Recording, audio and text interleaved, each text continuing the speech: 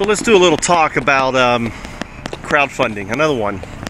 Because I want folks to really understand the concept of crowdfunding and how it can really benefit startups.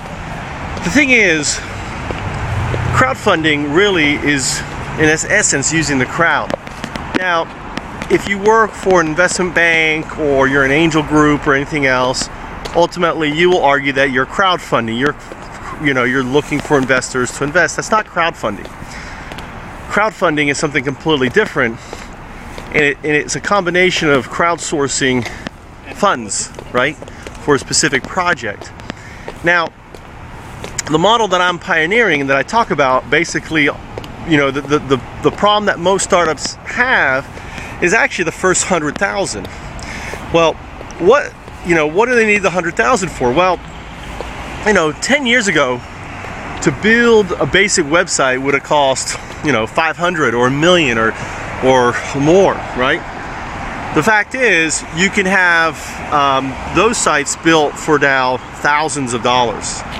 And the most expensive thing that hasn't changed, and probably the most important thing until they change certain things, is really the IP strategy. Now, the IP strategy is basically intellectual property that your startup owns. Now, the moment you have IP, the moment your startup is worth more and the valuation of your startup significantly increases. However, the cost of getting IP has not gone down, it's probably gone up. So the majority of the money that you will raise as a startup, or a found-up in my case, will be to secure that IP. Because the IP that you secure ultimately is going to leverage further crowdfunding. So, when you're looking at an opportunity to invest in, really you want to be looking at, what are they going to spend the money on, and what specific milestones are they going to achieve to get you there. So, as you look at ideas, those are the two main questions. What are the milestones? How are you going to, get your 10 cents per share leveraged up to 50 cents or 90 cents or more than that? And in what time frame? And how? Now, if you watch my my video on Found Ups Corp, I talk about that, and I'm going to be putting together a presentation where I actually talk about that, right?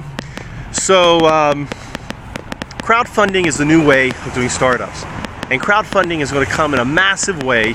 And the bottom line I should finalize and say is LinkedIn, Facebook are great vehicles, and the API that builds those two. And if you have a substantial LinkedIn network, then that network ultimately is your crowdfunding network. I have an 11 million reach, 3 down. I have a 375,000 reach.